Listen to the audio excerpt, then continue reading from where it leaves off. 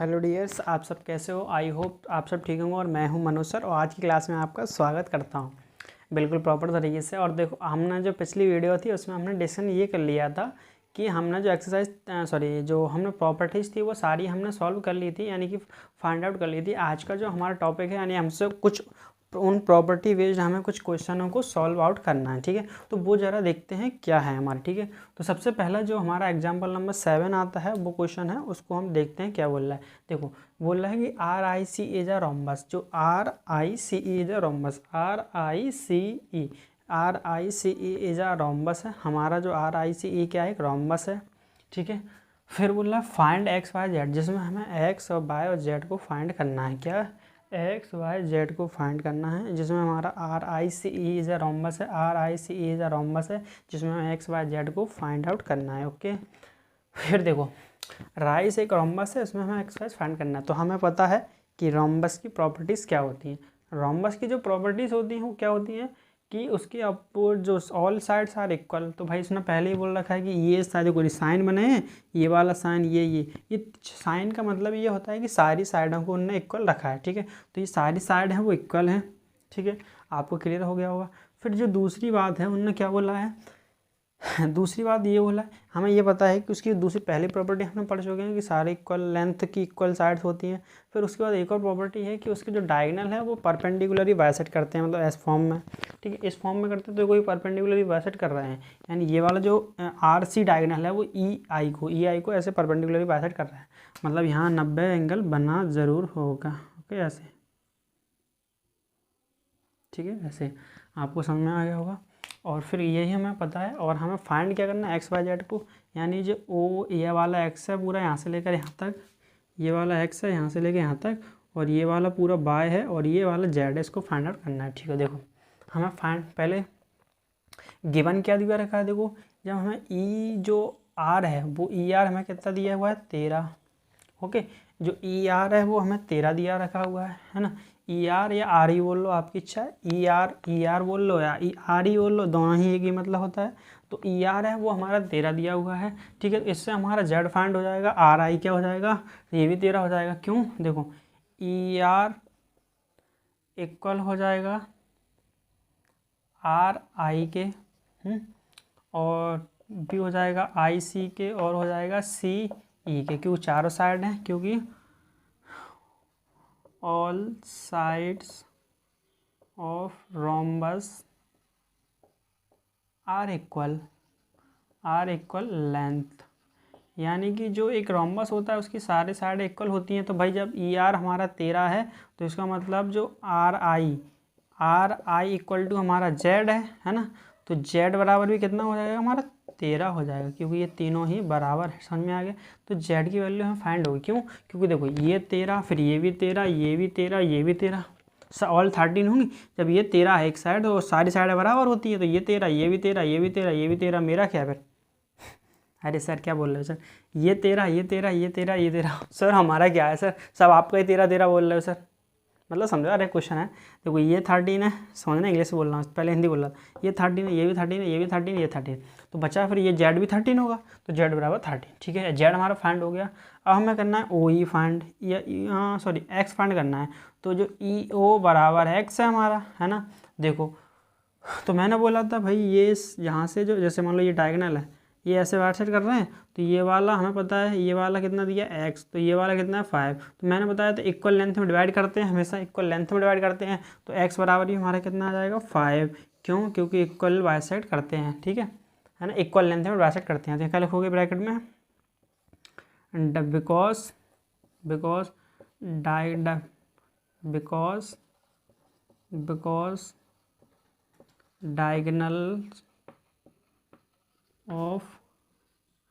diagonals of rhombus bisect equal length. ठीक है, equal length हमेशा इक्वल लेंथ में बाइसेक्ट करते हैं। एक बार इस बात से हमारा, इस प्रॉपर्टी से हमारा ये क्वेश्चन फाइंड आउट हो गया, यानी एक्स भी हो गया, जेड भी हो गया, बाय बचा देखो। तो भाई ये जब 13 है, ये वाली प्रॉपर्टी सेम इसमें लग रही है, इस वाले में इक्वल लाइन है ना, तो बाय बराबर कितने हो जाएगा हमारा 12, ये भाई आंसर हो गया। सेम इसका कारण ये रीजन रहेगा, ठीक है। तो ये हमारे तीनों आंसर, यानी एक्स को भी फाइंड कर लिया हमने, वाई को भी कर लिया, जेड को भी, तीनों को फाइंड करना था। हमारा क्वेश्चन सॉल्व हो गया, यानी एग्जाम्पल आपका जो 7 था वो सॉल्व आउट हो गया। किस नहीं है, हमेशा ध्यान रखना, जो रोम्बस होगा उसके जो डायगोनल होंगे बाय साइड इक्वल में करेंगे और जो सब ऑल साइड इक्वल होंगे, ठीक है। ये हमारा क्वेश्चन हो चुका है एग्जाम्पल 7। हमें एग्जाम्पल नंबर 8 देखना है, ज़रा देखते हैं क्या है, ठीक है। ओके, आप इसे नोट कर सकते हैं और इसको अच्छी तरीके नोट करने के बाद हम अगला क्वेश्चन देखते हैं क्या है। आप सब कैसे हो, आई होप आप सब ठीक होंगे और मैं हूं मनोज सर। हमने जो पिछली वीडियो था यानी पिछले लेक्चर में हमने क्वेश्चन जो एग्जाम्पल का क्वेश्चन नंबर 7 था वो रोम्बस की प्रॉपर्टी बेस्ड था, उसको हमने सॉल्व कर लिया है।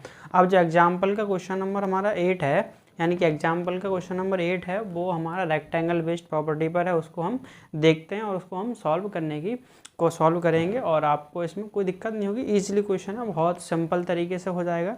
बस इसमें आपको जो रेक्टेंगल की हमने प्रॉपर्टीज़ पढ़ी हैं वही इसका उन्हीं का उपयोग होना है, ठीक है।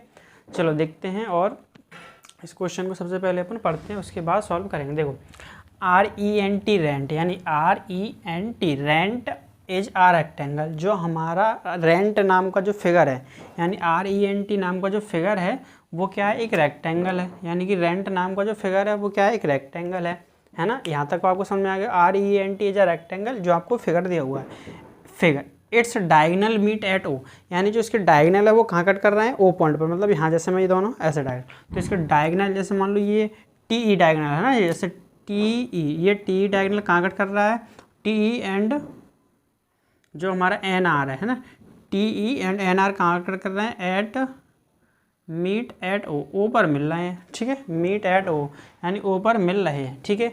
आपको तो समझ में आ गया कहाँ, मीट पे, यानी जो डायगोनल है वो कहाँ कट कर रहा है, ओ पर।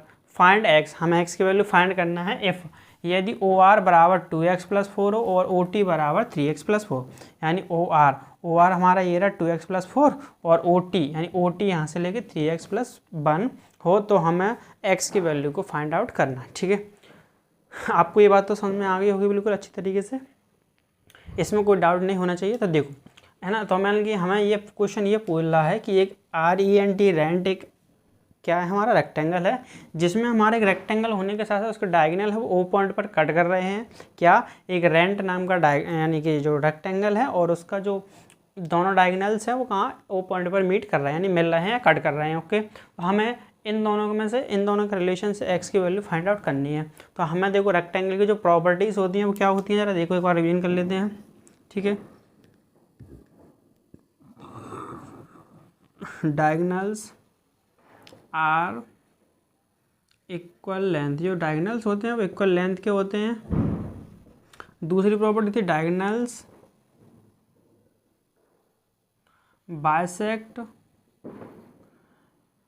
Diagonals are equal length, diagonals are equal bisect, diagonals are bisect equal length. जो हमारे डायगोनल्स होते हैं वो इक्वल लेंथ में बाइसेक्ट करते हैं एक दूसरे को, ठीक है। ये मेन बात ये है, डायगोनल्स के इक्वल होते हैं। आपको देखो मैंने आपको क्या बात बताई थी कि जिनके साइडें चारों बराबर होती हैं उनके डायगोनल हमेशा इक्वल होते ही होते हैं, ठीक है। यानी कि जिसकी साइडें बराबर हों, अपोजिट साइड बराबर होती है, डायगोनल भी बराबर होते हैं। वो बात अलग है कि परपेंडिकुलर बाइसेक्ट किसके करते हैं किसके नहीं करते हैं। तो आपको पता होगा कि रोम्बस के और स्क्वायर की कैसे करते हैं, परपेंडिकुलर, मतलब 90 पर बाइसेक्ट करते हैं। और हमारा जो रेक्टेंगल है देखो उसके डायगोनल्स तो इक्वल इसके भी होते हैं, इक्वल डायगोनल इसके भी होते हैं, बट इसमें ये परपेंडिकुलरली बाइसेक्ट नहीं करते, ठीक है। ये अंतर होता है, बस इतना अंतर हो रहा है, कुछ अंतर नहीं है, ठीक है। तो आपकी बात तो समझ में आ गई होगी कि इसको डायगोनल है वो बाइसेक्ट कर रहे हैं एक दूसरे को ओ पॉइंट पर, यानी ये तो पता चलेगा डायगोनल्स होते हैं वो इक्वल लेंथ के होते हैं। यानी ये जो हमारा ET है, E और T, E से लेकर T, यानी ये वाला है ना पूरी डायगोनल, ET डायगोनल और RN के बराबर होगा, ठीक है। क्या है ना इसी प्रॉपर्टी का कि diagonals of rectangle are equal, जो डायगोनल्स होते हैं वो इक्वल होंगे। इसका मतलब जो ET है वो बराबर होगा किसके, RN के, है ना। लेकिन जो हमारा ET है वो RN के बराबर होगा। लेकिन जो हमारा ET पूरा तो दिया नहीं, ET की जगह क्या दिया है हमारा, यानी कि OT दिया है, यानी हाफ दिया है। तो देयर्स हाफ क्या हो जाएंगे, देयर हाफ्स क्या हो जाएंगे, देयर हाफ्स विल बी, इनके हाफ करेंगे तो क्या हो जाएगा, देखो ये पूरा जो ET है वो पूरा है ना, तो इसका आधा क्या होगा OT और OE, लेकिन हमको तो OT दिया है ना, तो देखो क्या हो जाएगा, इसका हाफ क्या हो जाएगा OT है ना, और RN का हाफ क्या हो जाएगा, देखो RN पूरा दिया है, RN का हाफ क्या हो जाएगा पूरा OR है ना, OR ही हो सकता है ON हुआ, लेकिन हमको दिया क्या है OR, तो हमने क्या कर लिया बराबर OR। देखो OT की वैल्यू हमको पहले दिया रखा है, तो आप इसको गिवन में लिख लेना थोड़ा ऊपर, ऐसे गिवन में क्या दिया है हमको, OR बराबर 2x+1 और OT बराबर दिया है हमको 3x+1। सबसे पहले आप गिवन में लिख लेना, ठीक है। OT की वैल्यू हमको दिया है क्या 3x+1 और OR की वैल्यू दी है 2x+1। समझ में आ गया। अब देखो ये जो वाला टर्म है ये x वाला इसके साथ होना चाहिए, तो 3x ये इधर आएगा तो काएगा हो जाएगा माइनस का। आपको पता है कि इक्वल से कोई चीज़ इधर आती है, यानी कि ये राइट हैंड साइड से जब लेफ्ट हैंड साइड में आएगी तो वो किसकी हो जाएगी, माइनस की हो जाएगी, तो माइनस की। और ये पता ही है आपको, है ना। और ये आपको पता है कि जो हमारा ये कितना दिया 4 दिया, सॉरी जस्ट अ मिस्टेक, ये यहाँ 4 है, OR की वैल्यू 4 है, कितनी 4, ठीक है। तो जो OR की वैल्यू 4 है, तो ये 4 है और ये इधर आएगा तो माइनस का 3 हो गया, ठीक है।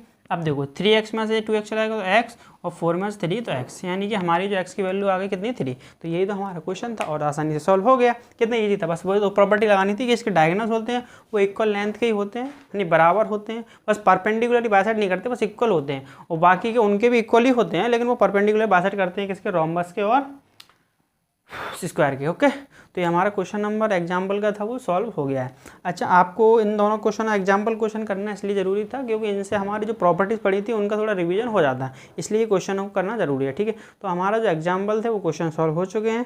अब हमारा टॉपिक स्टार्ट होगा एक्सरसाइज को सॉल्व करना, ठीक है। तो एक्सरसाइज को सॉल्व करने से पहले देखते हैं, देखो एक्सरसाइज को सॉल्व करना है, चलो देखते हैं एक्सरसाइज कैसे सॉल्व करते हैं, ठीक है। एक्सरसाइज को सॉल्व करते हैं, देखो ये सब आप नोट कर लीजिए और देखो बाकायदा आपको नोट्स जरूर बनाने हैं, प्रॉपर तरीके से लिखना है जिससे आपको कोई दिक्कत ना हो, ठीक है। तो देखते हैं आप सब कैसे हो, आई होप आप सब ठीक होंगे और मैं हूं मनोज सर और आपका आज की क्लास में स्वागत करता हूं। हमने जो पिछली वीडियो थी उसमें हमने एग्जाम्पल नंबर जो 8 था हमारा उसको हमने अच्छी तरीके से डिस्कशन कर लिया था, ओके। और हमने जो हमारी प्रॉपर्टी थी वो भी हमने सारे जो फिनिश कर ली थी प्रॉपर्टी। अब उन्हीं प्रॉपर्टी बेस्ड हमें कुछ एक्सरसाइज है हमारी 3.4 NCERT बुक की, उसको हमें सॉल्व करना है, ठीक है। NCERT बुक की जो एक्सरसाइज 3.4 है उसको हमें आज सॉल्व करना है और फिनिश करना है, और इसके बाद जो हमारा चैप्टर है वो फिनिश हो जाएगा। इसके लिए इसके बाद में आपको ये 1 स्लॉट पूरा जो एक्सरसाइज है वो मिल जाएगी, आपको सारी एक्सरसाइज है 1 स्लॉट में ज़रूर मिल जाएंगी, ठीक है। 1 स्लॉट सीरीज में भी आपको उपलब्ध कराई जाएंगी, ओके। तो ज़्यादा बिना जल्दी कुछ भी देर किए बिना देर किए जल्दी से हम स्टार्ट करते हैं, ठीक है। ज़रा देखते हैं फर्स्ट क्वेश्चन हमारा क्या है, उसको हम टैकल कर दें, ओके। देखो स्टेट वेदर ट्रू और फॉल्स, हमें ये बताना है कि इन सभी में हमें स्टेट मतलब अवस्था में बताना है कि ये ट्रू या फॉल्स भरना है, ठीक है। हमें ये बताना है कि ये जो स्टेट मतलब स्टेट वेदर यानी जो आपको ये कंडीशन दी गई है कि स्टेट ट्रू या फॉल्स, ये सही या गलत हो सकती है क्या, ट्रू या फॉल्स मतलब सही या गलत है क्या, सही है तो आपको ट्रू भरना है और गलत है तो आपको फॉल्स भरना है। समझ में आ गया क्वेश्चन क्या, कि हमें इन सभी में हमें ये बताना है यदि ये ट्रू हो तो ट्रू, ये कंडीशन ट्रू है तो ट्रू लिखना है और फॉल्स है तो फॉल्स लिखना है। मैंने आपको इसको जो पिछली वीडियो थी यानी कि इसकी जब मैंने प्रॉपर्टीज़ पढ़ाई थी तो आपको बाकायदा पूरा कॉन्सेप्ट ही बताया था कैसे होता है, मैंने आपको एग्जाम्पल के थ्रू ही बताया था। अब मैं आपको इसकी मैंने ट्रिक ही बताई थी आपको, ठीक है ना, ट्रिक ही बताई थी। अब मैं उसी ट्रिक का प्रयोग करते हुए सारे क्वेश्चन है उनको सॉल्व आउट करता जाऊँगा और कोई भी इसमें दिक्कत नहीं होगी आपको, मैं इस बात की गारंटी लेता हूँ, ठीक है। देखो ट्रिक बड़ी धांसू है, इसको आप रिवीजन कभी भी ट्रिक लगाओगे तो कभी भी कोई भी क्वेश्चन गलत नहीं होगा, ठीक है। देखते हैं, देखो पहले मैं आपके सामने ट्रिक्स लिख रहा हूँ, ठीक है। ट्रिक, उस ट्रिक के हिसाब से अपन सारे सवाल करेंगे, ओके। देखो क्या है, मैंने लिखा था, हिंदी में लिखता हूँ पहले फिर इंग्लिश में लिखूँगा, ठीक है।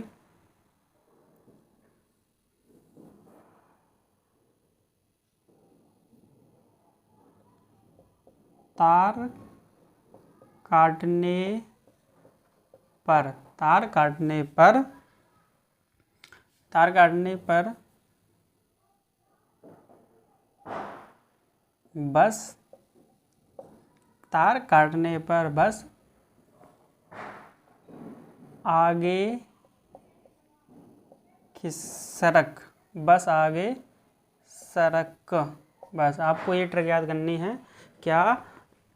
तार काटने पर बस आगे खिसक। अब इसका देखो, तार का मतलब लिखना है आपको ट्रेपेजियम, ठीक है। क्या लिखना है आपको? टी फॉर ट्रेपेजियम, ठीक है। इसका मतलब है तार, है ना। काटने को लिखना है आपको काइट। क्या लिखना है? काइट। काइट को लिखोगे आप काटने, है ना, काटने, काट आ रहा है। और पर को लिखोगे आप पैरेललोग्राम, ओके, पैरेललोग्राम यानी कि पर को, ओके। फिर आप लिखोगे बस यानी कि रोम्बस, है ना, बस करो, रोम्बस यानी कि बस, ओके। फिर आप लिखोगे आगे को लिखोगे रेक्टेंगल,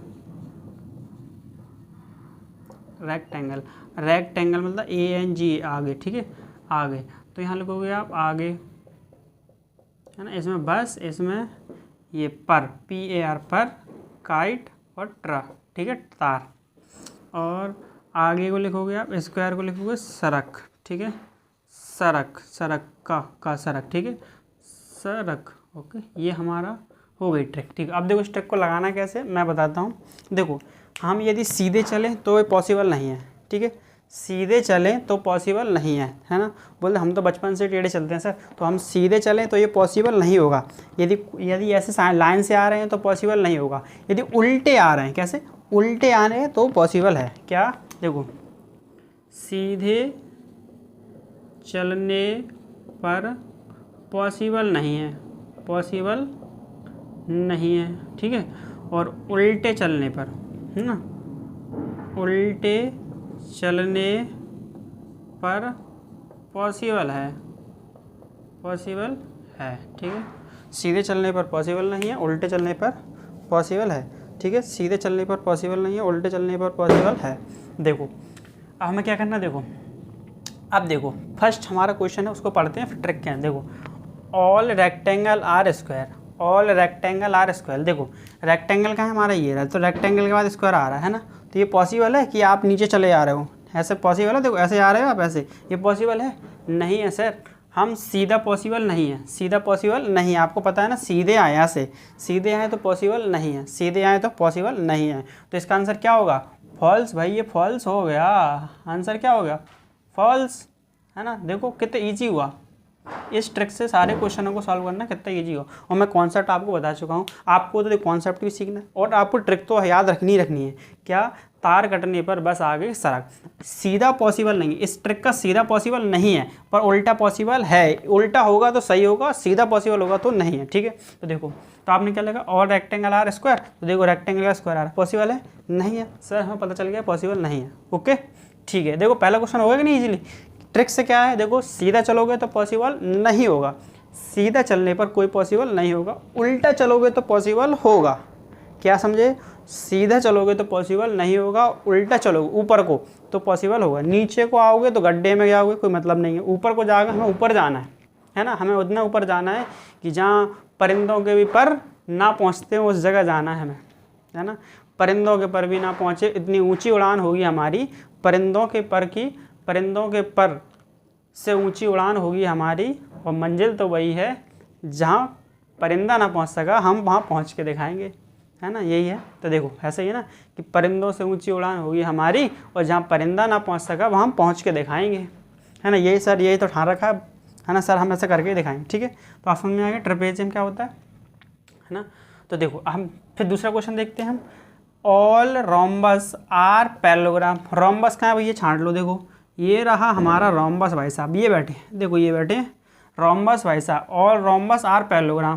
पैरेललोग्राम सर उल्टे गए हम तो, कैसे गए?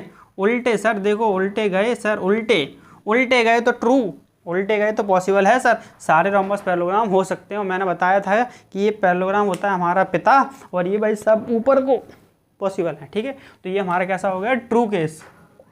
कैसा हो गया? ट्रू। आपको पता चल रहा क्यों हो गया ट्रू? क्योंकि सर उल्टा पॉसिबल है, सीधा पॉसिबल नहीं है, ठीक है। यदि है ना उल्टे को उल्टा जैसा दिखाओ तभी तो पता चलता है ना, ठीक है। ये ज़माना बड़ा बेदर्द है, खुशियों को देखकर दूसरे नहीं जलते, खुशियों को देखकर दूसरे तो चलते हैं पर अपने उससे ज़्यादा चलते हैं। समझ में आ गया, है ना, कि ये ज़माना बड़ा बेदर्द है, दूसरों खुशियों को देखकर दूसरों से ज़्यादा अपने ज़्यादा चलते हैं, है ना। तो देखो यही समझ में आ गया कि नहीं। ऐसा ही है कि भाई अपने हैं नीचे, है ना, ऊपर को जाओगे अपन उल्टे चलेंगे तब अपने सीधे होंगे ना। समझ में आ गया। तो ऊपर को पॉसिबल है, नीचे को पॉसिबल नहीं है। अब दूसरा कुछ तीसरा देखो कितना ईजी इस तरीके से हो रहा है ना। All squares are rhombus, all square rhombus and also rectangle, मतलब सारे स्क्वायर रोम्बस भी होंगे और रेक्टेंगल भी होंगे। देखो जरा भैया स्क्वायर का भाई साहब कहाँ बैठे हैं, ये रहे हमारे स्क्वायर भाई साहब, ठीक है। स्क्वायर भाई साहब ने क्या बोला कि ऑल स्क्वायर्स आर रोम्बस भी हों और रेक्टेंगल भी हों। तो देखो रेक्टेंगल कहाँ आ रहा है, ये रहा, और रोम्बस भी कहाँ आ रहा है, ऊपर। भैया ऊपर जा रहे हैं, उल्टे जा रहे हैं। समझ गए सर, समझ गए सर, पॉसिबल है। यस, क्या है, पॉसिबल है, यानी कि यहाँ हो गया हमारा ट्रू। क्या हो गया इस केस में, हो जाएगा हमारा TRU, sorry sir, TRU, true हो गया सर। हमें पता चल गया सर, ट्रिक बहुत आसान है सर। नीचे से जाएं तो पॉसिबल है, ऊपर से जाएं तो पॉसिबल नहीं है, ठीक है, समझ में आ गया। तभी तो है ना सफलता, जब धीरे धीरे जा उठते हो ना तभी सफलता मिलती है। एकदम किसी को सफलता नहीं मिली। यदि आप एकदम चले आओगे तो गिर पड़ोगे गड्ढे में, है ना, कुछ कर बैठोगे। इसलिए सफलता धीरे धीरे कदम से मिलती है, ठीक है। पर all squares are not parallelogram. अब देखो भाई जरा, all square are not parallelogram, parallelogram, all square are not parallelogram. Sir ये तो फॉल्स होगा ना सर, क्यों? क्योंकि देखो सर ये सीधा तो पॉसिबल और ये मना कर रहा है, ये तो भाई मना कर रहा है ना, लेकिन ऐसा पॉसिबल है सर। ऊपर को जा रहे हैं हम, उल्टे जा रहे हैं सर। कैसे जा रहे हैं सर, उल्टे, उल्टे वो पॉसिबल है पर ये मना कर रहा है, तो इसका मतलब ये गलत बोल रहा है। भाई बबुआ तू गलत बोल रहा है सर, इस बाबू गलत बोल रहा है, ये बबुआ सर गलत बोल रहा है कि उल्टा भी सही नहीं है। अरे भाई झूठ बोल रहा है, उल्टा चलोगे तभी तो सामने बढ़ोगे, ठीक है। समझ में आ गया कैसे होना है। अब देखो प्रश्न बोला, देखो भाई ये गलत बोल रहा था ना कि नॉट, नॉट मतलब पॉसिबल तो था पर ये मना कर रहा था। भाई तू मना कर रहा, रैप्टा दिया खींच के, फॉल्स कर दिया, तू गलत बोल रहा है। समझ में आ गया ना। कोई बोले आजकल ना आपने देखा होगा रिश्तों में सबसे बड़ी दरार का सबसे मुख्य कारण ये होता है आजकल समाज में कि आपका जो भाई है ना, आपका भाई, आप उससे 1 मिनट बात तो करना चाहते नहीं। किसी व्यक्ति ने, बाहर वाले ने बोल दिया तेरा भाई ये कर रहा था, तेरा भाई वो कह रहा था तेरे बारे में, आपने उसकी बात पर विश्वास कर लिया, पर आपको इतना समय नहीं मिला या आपको सोचने का इतना समझ, आपके दिमाग में इतनी बात नहीं आई क्या ऐसा वास्तव में मेरे भाई ने किया है, आज तक तो नहीं किया, अब बोल कैसे रहा है। यदि बोल रहा है तो मैं उससे पूछ तो लूँ सामने आगे। आप उससे पूछोगे नहीं और मन ही मन में उसके खिलाफ क्या बढ़ते जाओगे आपके में, वो आपको भड़काता जाएगा और आप भाई से बात करोगे नहीं। तो एक दिन ऐसा आएगा कि आपका जो जहर अंदर भर रहा था वो एकदम फूट पड़ेगा गुस्से के तौर पे। वो तो बेचारा समझ नहीं पाएगा कि आप गालियाँ क्यों दे जा रहे हो, उसे गालियाँ क्यों दे रहे हो, और बाद में भाई वो भी देने लगेगा, है ना, जब उसकी मजबूरी बन जाएगी। इसलिए ऐसे रिश्तों में हमें समझ कर रहना चाहिए कि हमें सबसे पहले यदि हमारा भाई है उससे बात कर लो, भाई क्या ये ऐसा ही कह रहा है, समझ में हाल पता चल जाएगा। वो खुद बोल देगा अरे भाई मैं तो मजाक बोल रहा था, मैं तो मजाक में कर रहा था, ऐसा बोल सकते। यदि आपने बोला मैं मुझसे पूछूंगा तो आप बोल दोगे हाँ, वो बोलेगा अरे भाई मैं मजाक कर रहा था, आप पहचान जाने ये सब फ्रॉड आदमी है, ठीक है, ऐसा है। तो फिर और ये फ्रॉड था भाई, झूठ बोल रहा था, मैंने उसको सही कर दिया ना। ऑल काइट्स आर रोम्बस, उसने बोला ऑल काइट्स आर रोम्बस। भाई काइट देख लो भैया हमारी कहाँ बैठी है काइट, काइट कहाँ है, ये रही, है ना। ऑल काइट आर रोम्बस, ये तो भैया नीचे चला आ रहा है, ये गलत, बाबुआ गलत बोल रहा है। ऑल काइट रोम्बस हो ही नहीं सकता, है ना, ऑल काइट आर रोम्बस नहीं हो सकता, बाबुआ गलत बोल रहा है, यानी फॉल्स बोल रहा है। नीचे आके भैया कभी सत्य हो ही नहीं सकता, है ना। ऑल काइट्स आर रोम्बस गलत बोल रहा है ना, भाई गलत ही तो बोल रहा है कि फॉल्स है, तू गलत बोल रहा है, ठीक है, ये गलत हो गया भाई। और ऐसे नीचे आ रहा है ना, उल्टा तो लग ही नहीं सकता ना, मतलब सीधा लग नहीं सकता, उल्टा सही होता है, ठीक है, समझ में आ गया। अब देखो ऑल रोम्बस आर काइट्स, भाई देखो भैया रोम्बस भैया कहाँ बैठे हैं, देखो ये बैठे हैं हमारे रोम्बस, रोम्बस भैया काइट की तरफ जा रहे हैं, दौड़े दौड़े चले जा रहे हैं। देखो पहले आपको यहाँ देखना ऑल काइट्स हो गया, ऑल रोम्बस आर काइट्स, तो रोम्बस भैया ये रहा ऊपर जाना है, ऊपर जाना है, ऊपर जाना, रोम्बस से काइट के पास जाना है, रोम्बस से काइट के पास जाना है। तो ये कैसा हो गया हमारा ट्रू, सही है, ये तो पॉसिबल होगा सर, है ना, ये तो सही है ना। समझ में आ गया आपको, ये भी समझ में आ गया सर, कितनी ईजी हो रहा है ट्रिक से, समझ में आ गया। अब देखो फिर आता है ऑल पैरेललोग्राम आर ट्रेपेजियम, भैया पैरेललोग्राम कहाँ बैठा है, जे बैठा है, पागल सा, है ना, पर बैठा है, पैरेललोग्राम ये बैठा है, ट्रेपेजियम बोल रहा है, पर ट्रेपेजियम कहाँ, ये देखो है, ये तो सर पॉसिबल होगा ही नहीं सर, सर अरे सर पॉसिबल है, देखो जरा ऑल ट्रेपेजियम्स आर पैरेललोग्राम, है ना, ये बताओ ऑल पैरेललोग्राम आर ट्रेपेजियम, और पैरेललोग्राम ट्रेपेजियम पॉसिबल है, यस ट्रू, है ना, ये पॉसिबल है हमारा क्या, ऑल ट्रेपेजियम आर पैरेललोग्राम, ये पॉसिबल है, ठीक है। और देखो समझ में आ रहा होगा आपको, ऑल ट्रेपेजियम आर पैरेललोग्राम, है ना, समझ में आ रहा होगा कि जो ऑल ट्रेपेजियम हमारा सारा पैरेललोग्राम हो सकता है, यानी ट्रू हो गया, है ना। देखो उल्टा चल रहा है, ठीक है, आपको साथ समझ में आ गई होगी कि जो ऑल ट्रेपेजियम हमारा पैरेललोग्राम हो सकता है, ठीक है। अब देखो, है ना, अगला देखते हैं। सही है, सही है, सही है, सही है,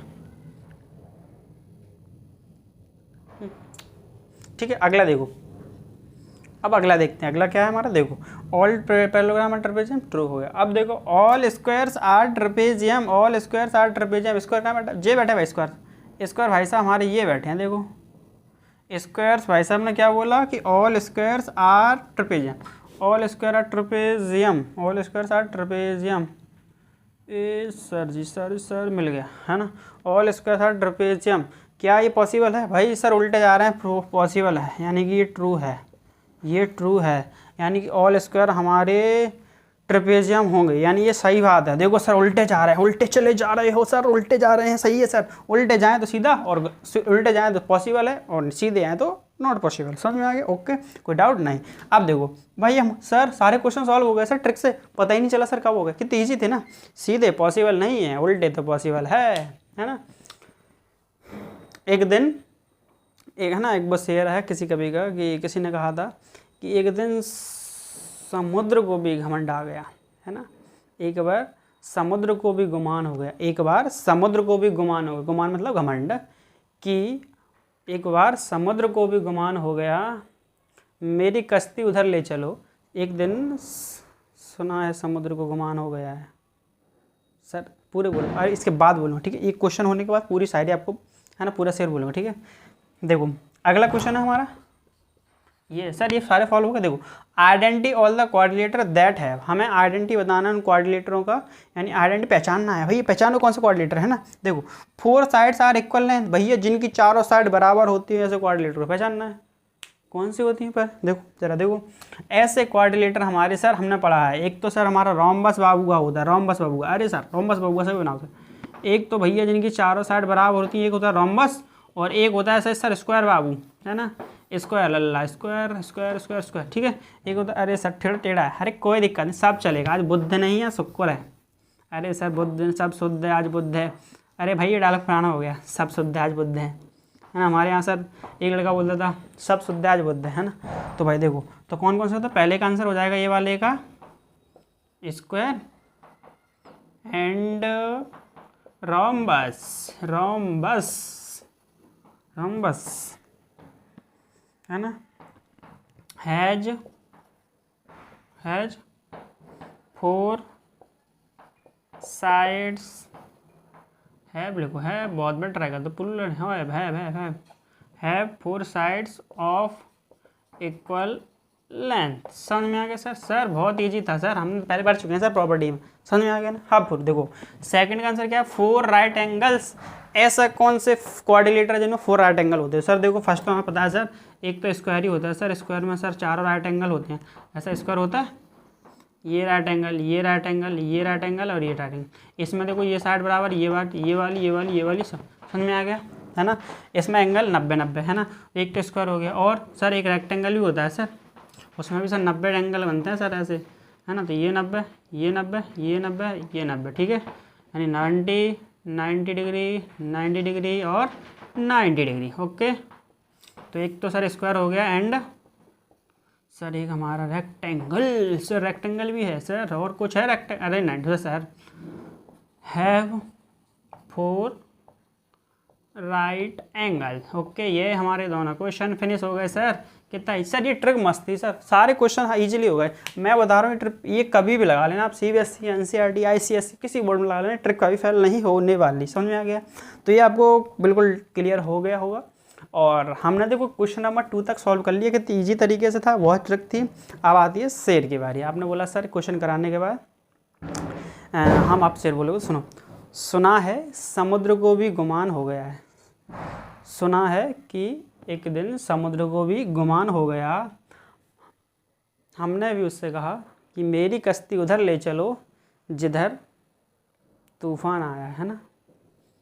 जिधर तूफान आ जाए। ठीक है, तो ये हमारे क्वेश्चन दोनों पूरे हो चुके हैं। इसके बाद हम देखेंगे क्वेश्चन नंबर 3 और आगे के जो क्वेश्चन है उनको सॉल्व करते हैं। ठीक है, तो देखते हैं अगला क्वेश्चन हमारा क्या है, इसको आप नोट कर लीजिए इस तरीके से सभी को। ठीक है, देखते हैं। सब कैसे हो, आई होप आप सब ठीक होंगे और मैं हूँ मनुष्य। और हमने जो पिछली वीडियो में हमने क्या डिस्कशन कर लिया था, हमने पिछली वीडियो में यानी पिछले लेक्चर में हमने क्वेश्चन नंबर 1 और 2 को टैकल कर लिया था। अब हमें क्वेश्चन नंबर 3 और 4 को देखते हैं क्या दिया हुआ। ठीक है, तो देखो ज़्यादा देर ना करते हुए हम क्वेश्चन नंबर 3 को सॉल्व करते हैं। देखो, explain how as a square, हमें एक्सप्लेन करना है कि ये हाउ स्क्वायर है तो कैसे है ना। Explain how a square as, हमें एक्सप्लेन करना है कि स्क्वायर एज, स्क्वायर हो सकता है क्या, क्वाड्रिलेटर, एक पैरेललोग्राम, एक रोम्बस, एक रेक्टेंगल, एक स्क्वायर है। बस ये सब कैसे हो सकता है बस एक्सप्लेन करना है। कि जैसे मान लो मैं हूँ, मान लो आप ही हो, जैसे एक स्टूडेंट भी हो सकते हो, है ना, आप एक स्टूडेंट भी हो सकते हो, एक अच्छे आदर्श बेटा भी हो सकते हो, है ना, एक अच्छे आगे चल के भविष्य में पिता भी बन सकते हो, एक अच्छे नागरिक भी बन सकते हो। ये सभी को ऐसा ही मान लो एग्जाम्पल में हमारे ऐसा ही कि स्क्वायर है वो सब कैसे हो सकता है। तो भाई सीधी सी बात है, जैसे आप एक स्टूडेंट कैसे हो सकते हो, आप पढ़ाई करोगे, है ना, आप अच्छे बेटा कैसे बनोगे, अपने माता पिता की बात मानोगे, है ना। तो ऐसे ही तो कुछ ना कुछ क्वालिटियाँ होती हैं, उनके हिसाब से अपन कह सकते हैं ये सब होंगे। ठीक है ना। जैसे मान लो कोई बोले कि आप टीचर हो, तो मैं कैसे हूँ टीचर, मान लो पढ़ाने के हिसाब से टीचर हूँ ना, मेरे में तो क्वालिटी है।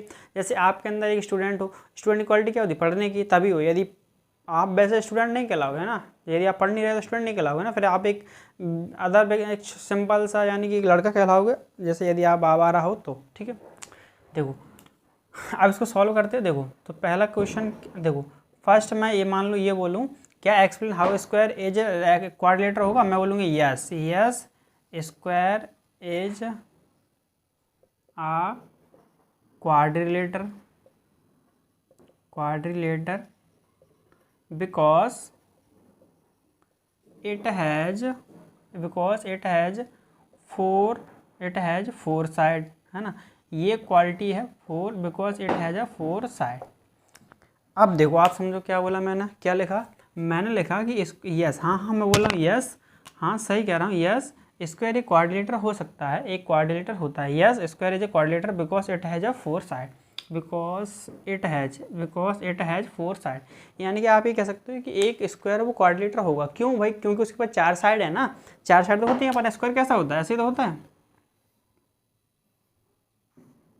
ना स्क्वायर। तो आपने क्या बोला, यस ये स्क्वायर हो सकता है, यानी कि स्क्वायर एक क्वाड्रिलेटर होता है। क्यों, क्योंकि उसमें 4 साइड होती हैं, 1 2 3 और 4 साइड, ये 4 साइड हो गई अपनी। ठीक है, ऐसे हिसाब से अपने बोल दिया एक क्वाड्रिलेटर हो सकता है। मतलब इसमें कौन से गुण, इसमें कौन से प्रॉपर्टी पाई जा रही है, यानी कौन से गुण मिल रहे हैं, इसमें गुण मिल रहे हैं अपने क्वाड्रिलेटर के स्क्वायर के अंदर। ठीक है, तो ये हो गया हमारा फर्स्ट। देखो फिर फर्स्ट वाले का आंसर, फिर सेकंड वाले का क्या बोला, देखो फिर बोला है आप स्क्वायर एज अ पैरेललोग्राम हो सकता है क्या, मैं बोलूँगा यस स्क्वायर एक पैरेललोग्राम भी होगा। Yes yes square as a parallelogram, एक स्क्वायर एक पैरेललोग्राम भी होगा, पैरेललोग्राम होगा। अच्छा पैरेललोग्राम क्यों होगा, देखो एक स्क्वायर यदि पैरेललोग्राम है तो कैसे है, देखो पैरेललोग्राम की कंडीशन होती है उसकी जो पैरेलल साइड होती है वो कैसी होती है, इक्वल, है ना। तो स्क्वायर की पैरेलल साइड कैसी है, इक्वल। तो यहाँ लिखेंगे बिकॉज इट हैज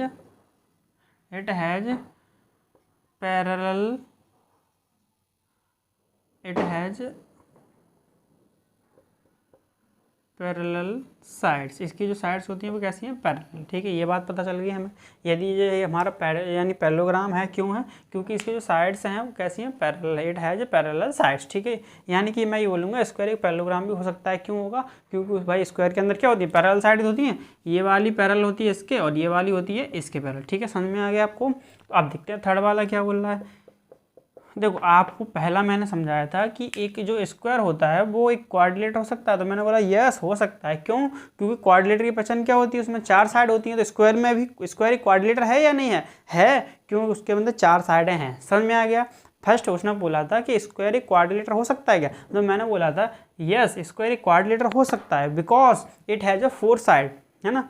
उसने बोला हाउ एक्सप्लेन कीजिए कि how explain square as a quadrilateral, तो मैंने बोला yes square is a quadrilateral because it has a 4 sides, है ना। So we can say that the square is also quadrilateral, एक जो स्क्वायर होता है वो क्वाड्रिलेटर होता ही है। ओके, आपको क्लियर हो गया होगा। एंड सेकंड जो अपना क्वेश्चन है द यस, बताओ कि जो स्क्वायर होता है, यानी कि स्क्वायर होता है, स्क्वायर मतलब बोलते हैं अपन वर्ग, स्क्वायर होता है, वो स्क्वायर क्या पैरेललोग्राम होगा? मैंने बोला यस होता है। क्यों होता है? क्योंकि उसमें पेयर ऑफ पैरेलल साइड होती है, यानी उसके सामने वाली साइड होती है वो पैरेलल्स होती है ना, उसमें क्या होती है? It has a parallel side, इसके पास पैरेलल साइडें होती हैं, ठीक है, it has a parallel side, ठीक है। ओके, ये इसमें ये ज़्यादा बेटर है, it has opposite sides are parallel, opposite side क्या होती है? पैरेलल होती है, ये ज़्यादा बेटर रहेगा क्योंकि अपोजिट साइड पैरेलल होती है, ठीक है, समझ में आ गया। It has opposite sides are parallel, ठीक है। क्वेश्चन नंबर सेकंड भी हो गया। क्वेश्चन नंबर थर्ड बोला कि आर रोम्बस, यानी स्क्वायर क्या रोम्बस हो सकता है? स्क्वायर एक रोम्बस हो सकता है? मैं बोलूँ यस हो सकता है। क्यों? देखो, yes square is a rhombus because, क्यों होगा भाई? Because it has four equal sides, इसके पास 4 इक्वल साइड्स होती हैं। इसलिए तो भाई देखो, एक रोम्बस क्या होता है? रोम्बस के पास एंगल 90 डिग्री नहीं होता, पर भाई इसकी जो साइड होती है वो इक्वल होती है, ये भाई इसकी भी तो चारों साइड बराबर हैं, ये वाली, ठीक है। एक क्लियर हो गया कि ये क्या हो सकता है? एक रोम्बस, स्क्वायर एक रोम्बस हो सकता है। क्यों हो सकता है? आपको पता है ना कि जो मैं स्क्वायर बनाता हूँ उसमें भी 4 साइडें होती हैं, वो इक्वल होती हैं, है ना। एक रोम्बस में भी क्या होती है? इक्वल होती हैं। तो भाई ये वाली प्रॉपर्टी मिल रही है तो अपन कह सकते हैं स्क्वायर एक रोम्बस हो सकता है, ठीक है। आपको पता चल गया होगा किस कारण से है। अब 4 आता है अपना कि जो स्क्वायर है वो क्या रेक्टेंगल हो सकता है ना। तो स्क्वायर रेक्टेंगल हो सकता है, यस हो सकता है। कैसे? आप देखो, हाउ मतलब कैसे? यस, तो मैं बोलूँगा square is a rectangle, square हमारा रेक्टेंगल हो सकता है। कैसे? बिकॉज इट हैज़, भाई देखो, it has each angle is 90 degree, इसका जो प्रत्येक एंगल होता है 90 डिग्री का, है ना। तो भाई रेक्टेंगल बनाओ पहले, देखो, है ना। तो रेक्टेंगल कैसा होता है? ऐसा, ये रेक्टेंगल, इसका एक एंगल कितने को है? 90 डिग्री का, और इसका भी कितना होता है? 90 डिग्री का, है ना। तो भाई ये वाली प्रॉपर्टी मिल रही है, इसका मतलब ये भी होगा। Okay,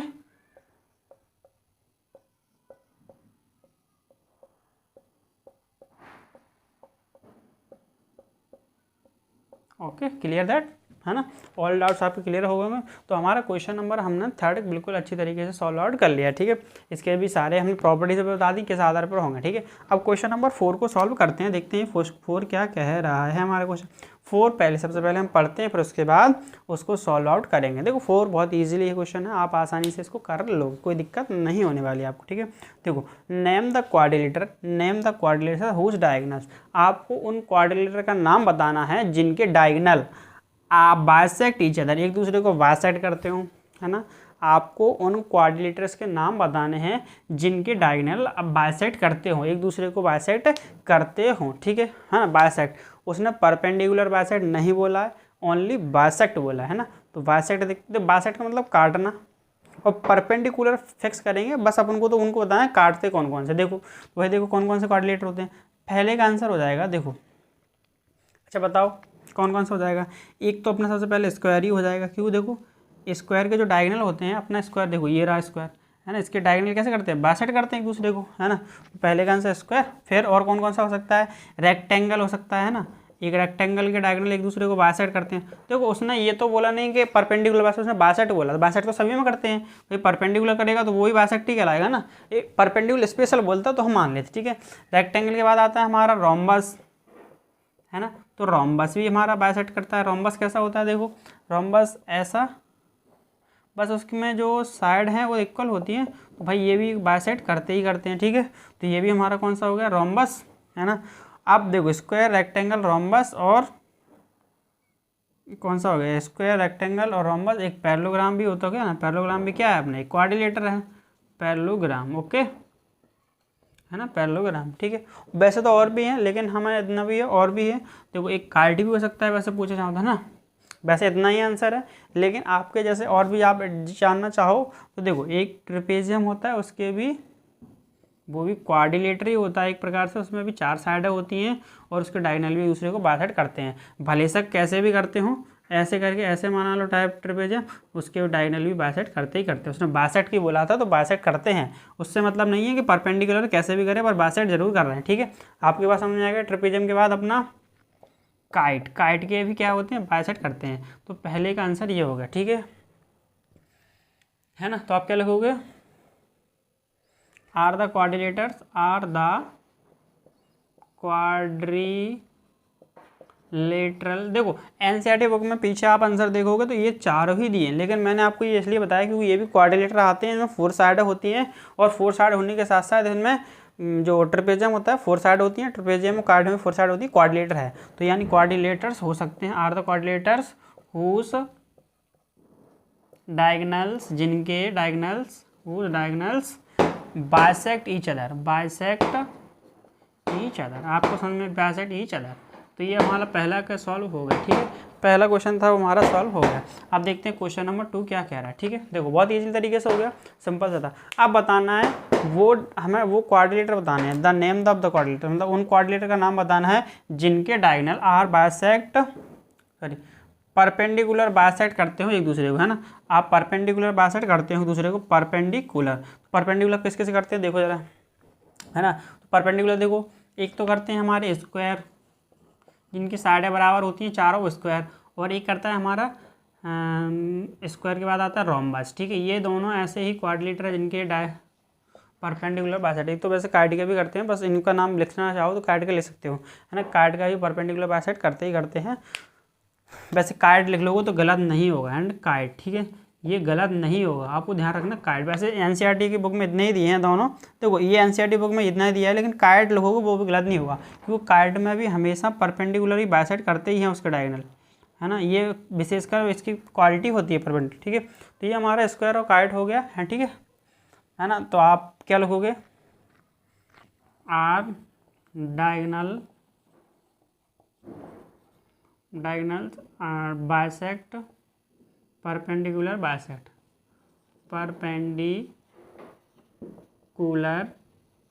bisect each other. एक दूसरे को कैसे करते हैं, परपेंडिकुलर बाइसेक्ट करते हैं। ठीक है, सेकंड का आंसर भी हमें बता दिया कैसे हो सकता है। और थर्ड वाला है, देखो ये सब हम पढ़ चुके हैं प्रॉपर्टी, इसलिए आपको ज़्यादा दिक्कत होनी चाहिए।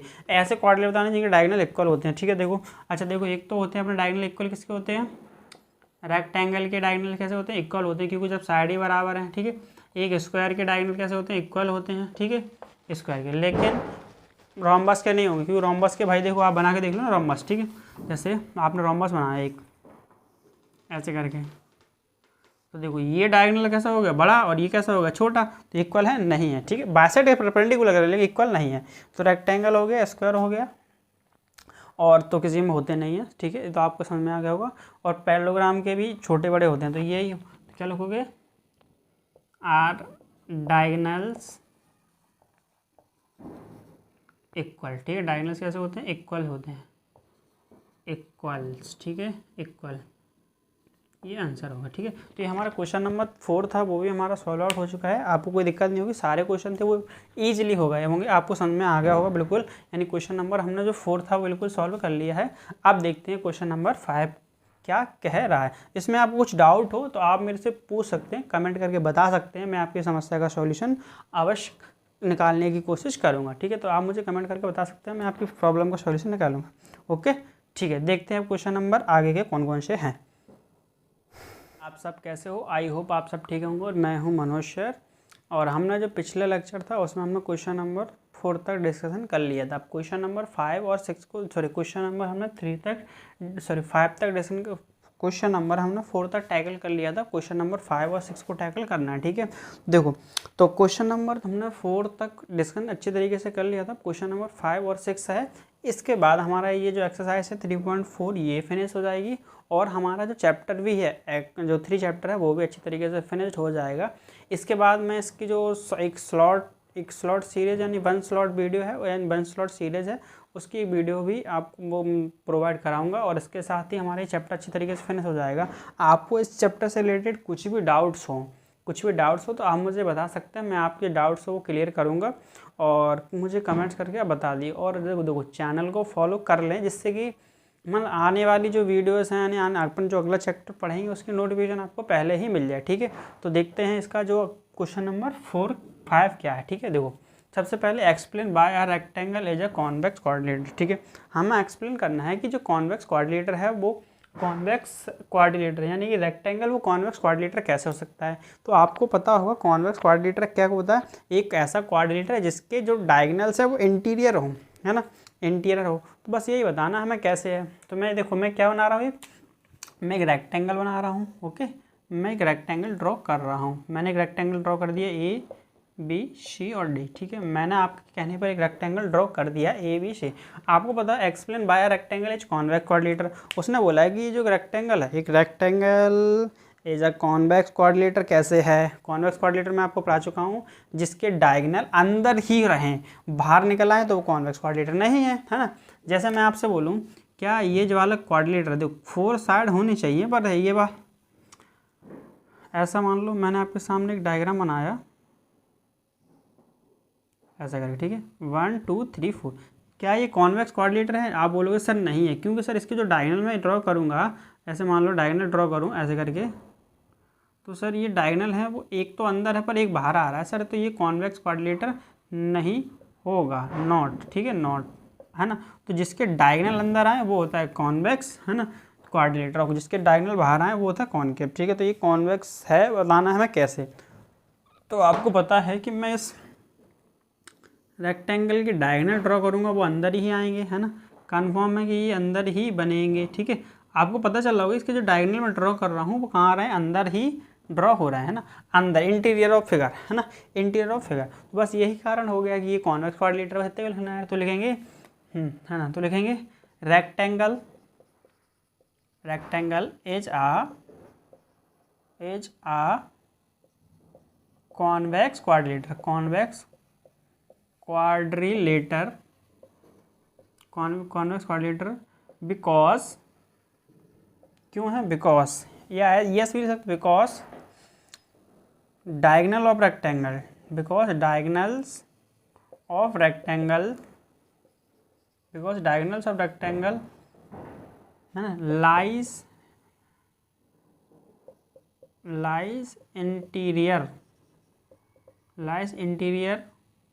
ऑफ द रेक्टेंगल्स, है ना। इन जो डायगोनल्स हैं वो लाइज कहाँ करते हैं, इसके जो डायगोनल्स लाइज रेक्टेंगल्स या diagonals of rectangle lies interior. ठीक है, interior of the rectangle, rectangle के अंदर ही लाई करते हैं, इसीलिए ये क्या है हमारा कॉन्वेक्स कोऑर्डिनेटर। ठीक है, इतना हो गया, बस इतना ही बताना था ये कैसे हो सकता है, इतना ही आंसर लिखना है। ठीक है, ओके। अब हमारा आता है क्वेश्चन नंबर 6 को सॉल्व करना। ठीक है, क्वेश्चन नंबर 6 देखो 5 में कुछ नहीं है, हमें सिर्फ इतना बताना था कि जो रेक्टेंगल है वो कॉन्वेक्स कोऑर्डिनेटर क्यों होता है। तो मैंने बताया उसका डायगोनल, मेन रीजन डायगोनल है उसके, वो डायगोनल्स जैसे मैं बोलूँ जो हमारा बी डी डायगोनल है, बी डी एंड ए सी, जो ए सी डायगोनल है वो कहाँ लाइज कर रहा है, इंटीरियर ही, आर लाइज इंटीरियर। ठीक है, इंटीरियर ही, हाँ। तो समझ में आ गया आपको कि क्वेश्चन नंबर 5 कैसे होना, बिल्कुल इजी तरीका था। बस हमें क्वेश्चन नंबर 6 को देखना है, उसमें कुछ ज़्यादा खास था नहीं। अब क्वेश्चन नंबर 6 है A B C is a right angle triangle, है ना। क्वेश्चन नंबर 6 को पढ़ते हैं फिर उसके बाद टैकल करने की। ठीक है, तो क्या बोला, A B C is a right angle triangle, A B C है वो हमारा राइट एंगल ट्राइंगल है। भाई देखिएगा 90 बनाओ, है ना, ऐसे ए बी सी हमारा एक राइट एंगल ट्राइंगल है। ठीक है, ए बी सी हमारा एक राइट एंगल ट्राइंगल है। ठीक है, और and A B C right angle triangle है, मान लो बी पर राइट एंगल है, and O is the mid point of the side opposite to the right angle, है ना। राइट एंगल की जो अपोजिट साइड कौन सी है, ए सी, है ना। राइट एंगल ये, इसके सामने साइड कौन सी, ए सी। तो जो उसने बोला है कि राइट एंगल के जो सामने साइड है ना, राइट एंगल है ना, राइट एंगल के सामने वाली साइड है वो क्या है, एक राइट एंगल है ना। अपोजिट जो ओ मिड पॉइंट है, ओ मिड पॉइंट किसका है, जो राइट एंगल के सामने वाली साइड है उसका मिड पॉइंट है। तो मिड पॉइंट क्या मान लो क्या होता है, बीच में ना। जैसे आप यहाँ खड़े हो, आपका दोस्त बगल में बैठा है यहाँ, तो मैं बोलूँगा भाई तुम मिड में बैठे हो, मिड, है ना। बोलूँगा locates it mid of their friends, है ना, या हर फ्रेंड्स बोल सकते हो आप। ठीक है, या हिज फ्रेंड्स, जो भी आपको अच्छा बोल रहे हैं, वही कहोगे, क्या पता बहुत सारे बैठा होगा, है ना। तो वैसा ना, जैसे मान लो यहाँ 3 बॉयज़ हैं 1 2 3। तो मैं ये बोलूँगा लोकेश, इस लड़के का नाम, इसका पांडु है, इसका चिंटू है ना, पांडु चिंटू। तो मैं लोकेश बोलूँगा, लोकेश तुम इनके मिड में बैठो, मतलब इसके भी यहाँ बराबर है तो यहाँ से भी बराबर है ना, यहाँ से भी चलोगे तो 5 चलना पड़ेगा, ऐसा भी तो मिड का मतलब वो बराबर है ना भाई। देखो मेरा बीच में ऐसे मिड है, मैं इस तरफ दोनों बराबर, मेरी मिड मान लेना, ठीक है, समझ में आ गया। मिड मतलब दोनों तरफ बराबर इक्वल हो। तो उसने बोला है कि राइट एंगल के सामने वाला जो AC है, AC साइड है, उसका O मिड पॉइंट है भाई। O मिड का मतलब यहाँ से यहाँ इक्वल होगा, इसके इक्वल होगा, है ना। मिड का मतलब ये तो होता है कि भाई ये जो यहाँ से मैं यहाँ नापूँ तो बराबर, यहाँ से इसके लिए नापूँ तो बराबर। मिड का मतलब होता है भाई बीच वाले के लिए दोनों बराबर होते हैं ना, है ना। माँ बाप के लिए तो जो अपनी औलाद होती है हमेशा बराबर होती है। अब ऐसा अपन को लगता है कि भाई जो हमारे पिताजी वगैरह है ना, वो हमें बहुत लगता है कि हमारे जो पिताजी वगैरह हैं वो छोटे भाई को बहुत ज़्यादा प्यार करते हैं, बड़े भाई हमें तो बिल्कुल ही नहीं करते। तो ऐसा आप गलत सोचते हो। बस चक्कर क्या है, आप थोड़े बड़े हो जाते हो ना, तो बड़े एक चक्कर में क्या है, थोड़ी सी वो जो माँ बाप है ना, आप में जो प्यार है वो सिर्फ दिखाते, शो करना बंद कर देते हैं, मतलब एक प्रकार से। क्यों? यदि आपको शो करेंगे तो आप लाड़ में बिगड़ जाओगे, है ना। यदि आप समझदार होने लगते हो, समझदार के होने के साथ साथ आप में वो, यदि अपना जो लाड़ है यानी जो प्रेम है उसको शो करने लगेंगे, तो आपके अंदर थोड़ी सी जो क्या बोलते एक बेकार उत्पन्न हो जाएगा। बेकार मतलब आप थोड़ा सा बिगड़ जाओ, उस लाड़ का गलत फ़ायदा उठाओगे। इसलिए वो धीरे धीरे आपका जो लाड़ दिखाने का तरीका है उसको शो करना बंद कर देते हैं, धीरे धीरे दिखाना बंद कर देते हैं। और छोटे भाई पे क्यों दिखाते हैं? क्यों? पता है वो तो बच्चा है, उसे क्या पता अभी। तो हमें ऐसा फील होता है कि माँ बाप है ना, वो बड़े भाई को ज़्यादा मतलब प्रेम करते हैं, हमें कम करते हैं। ऐसा गलत है भाई। यदि प्रेम नहीं करते तो वो तो पाल तो अभी भी रहे हैं ना, तुमको खाना खिला रहे हैं, उसको भी खिला रहे हैं, बराबर है ना। कभी ऐसा किया है उन्होंने एक सेब तुमको दिया हो, एक हमको दिया? नहीं होता, कभी नहीं होता। समझ में आ गया? ऐसे ही भाई जब O है वो मिड पॉइंट है, तो भाई O के लिए ये भी बराबर है, ये भी बराबर है ना। O यदि पिता है तो पिता के लिए ये वाला भी लड़का बराबर है, C वाला भी लड़का बराबर है, इसके लिए कोई भेदभाव नहीं है, ठीक है। यही उसने बोला था। हमें एक्सप्लेन करना है O is the equi distance from ABC and, यानी कि O इक्वी डिस्टेंस पर है किससे? O से, यानी O इससे भी बराबर दूरी पर है, O इससे भी बराबर है, O इससे। इक्वी डिस्टेंस का मतलब बराबर डिस्टेंस, ना कम ना ज़्यादा।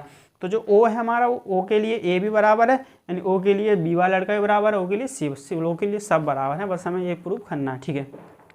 तो ये देखो तो एक बात तो हमें पता चल गई कि जो हमारा जो देखो जो AB साइड है ना, AB साइड बोल लो, अच्छा नाम पूरा नहीं है, सॉरी AD है ना, ऐसे है ना। तो जो AB बराबर है हमारा किसके है? AB बराबर है हमारा, कह सकते हैं BC के है। AC परपेंडिकुलर है किस पर? BC पर। तो जो AC है परपेंडिकुलर है BC पर, है ना।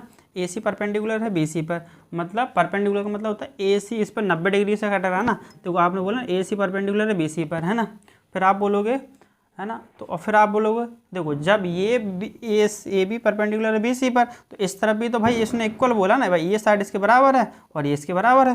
तो आप बोलोगे कि जो AB है परपेंडिकुलर BC पर, और मैं यहाँ ऐसे बोलूँगा भाई ये इसके साइड बराबर है, ये इसके बराबर है। तो आप ये भी कह सकते हो, देखो दोबारा सुनो भाई, ये परपेंडिकुलर है इस साइड पर, है ना, 90 के एंगल से, और ये इसके बराबर है ये, तो ये भी इसके बराबर है। तो जब ये इसके बराबर है तो इसका मतलब ये इसके बराबर है, ये इसके बराबर, तो यहाँ भी परपेंडिकुलर हो रहा होगा, ऐसे, है ना। तो भाई तो क्या बोल रहे हो आप? तो फिर आप बोल रहे हो कि जो हमारा AD है, सॉरी D लिखो है D, है ना, AD है वो भी किसके परपेंडिकुलर है? वो भी हमारा DC के परपेंडिकुलर है ना। और जब परपेंडिकुलर है तो इसका मतलब अपोजिट साइड बराबर है, तो ये क्या होगा? पैरेललोग्राम होगा। आपको पता होगा कि ऐसा एक क्वाड्रिलेटरल है जिसकी अपोजिट साइड बराबर हो तो वो कौन सा होता है? पैरेललोग्राम, है ना। डायगोनल बाइसेक्ट कर रहे हो, है ना। तो इसका मतलब जब पैरेललोग्राम है तो पैरेललोग्राम के डायगोनल कैसे करते हैं? Equal bisect each other. जो डायगोनल होते हैं उसके कैसे करते हैं? Equal bisect each other. तो आप लोगों को hence ABCD is a parallelogram. ABCD क्या है हमारा? पैरेललोग्राम है, पैरेललोग्राम है। So the diagonals of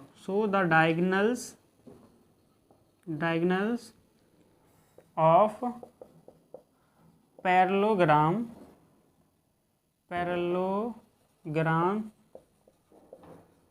bisect equal length bisect each other. एक दूसरे को इक्वल लेंथ में बाइसेक्ट करते हैं, ईच अदर, है ना, ईच अदर। भाई जब एक पैरेललोग्राम बता दिया अपन ने, क्यों, क्योंकि ये इसके पैरेलल है, ये इसके पैरेलल है, तो जब पैरेलल है इसका मतलब 90-90 पे है तभी तो पैरेलल है।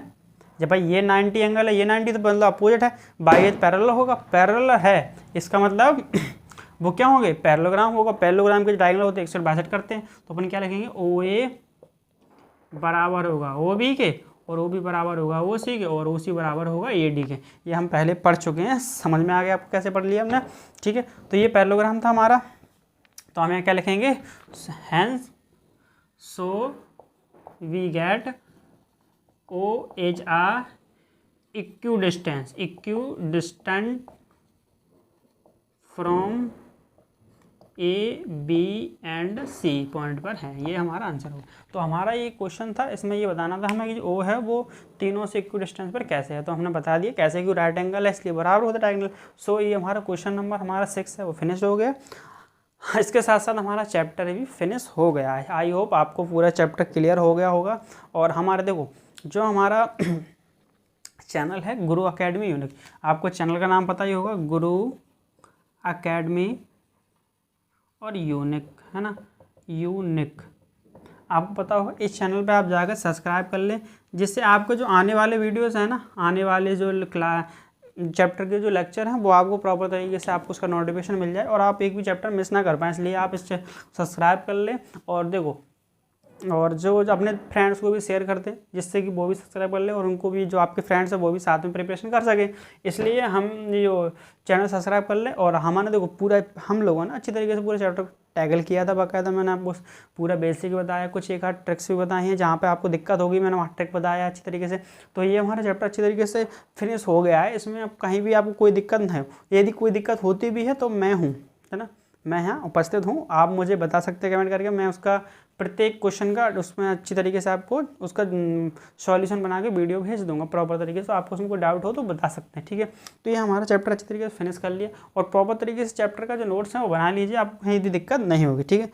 तो और अगला जो हमारा चैप्टर रहेगा वो हम स्टार्ट करेंगे कंपेयरिंग क्वान्टिटीज़, ठीक है। उस चैप्टर को, अगला जो नेक्स्ट चैप्टर होगा उसको बेसब्री से पढ़ते रहिए, इंतजार कीजिए कौन सा चैप्टर होगा और हमें कैसे पढ़ेंगे, ठीक है। लाइन लाइन से पढ़ते जाएंगे, और ये न्यू सिलेबस है उसके अकॉर्डिंग मैं पढ़ाऊंगा, आपको पढ़ा रहा हूँ, ठीक है। तो कोई दिक्कत नहीं करना, बिल्कुल चिंता नहीं, बेफिक्र आराम से करते हैं, ठीक है। ओके, ठीक है, देखते हैं अब अगला चैप्टर हम डिस्कशन करेंगे।